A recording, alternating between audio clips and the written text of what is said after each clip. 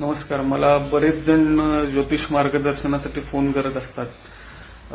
विवाह विषयक समस्यांविषयी फोन करत असतात. करिअर, शिक्षण, नोकरी, अडथळे याविषयी फोन करत असतात. पण बऱ्याच लोकांच्या तोंडातून असा प्रश्न येतो की गुरुजी तुम्ही वशीकरण किंवा मला त्याच मुलीबरोबर प्रेम आहे, तीच मुलगी माझ्या आयुष्यात यावी यासाठी काही उपाय सांगू शकता का?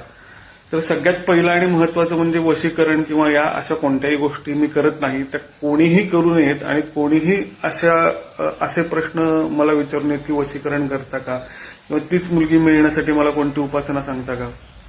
तर अशा कोणत्याही गोष्टी मी करत नाही.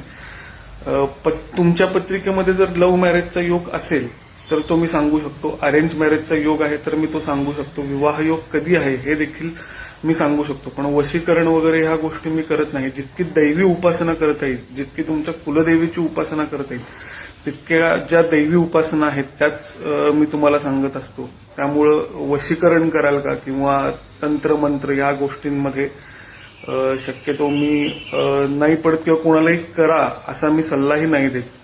सगळ्यात महत्वाचं आहे ते म्हणजे उपासना आणि दैवी उपासना. त्याचमुळं तुमच्या आयुष्यामध्ये सकारात्मक परिणाम हे घडून येणार आहेत.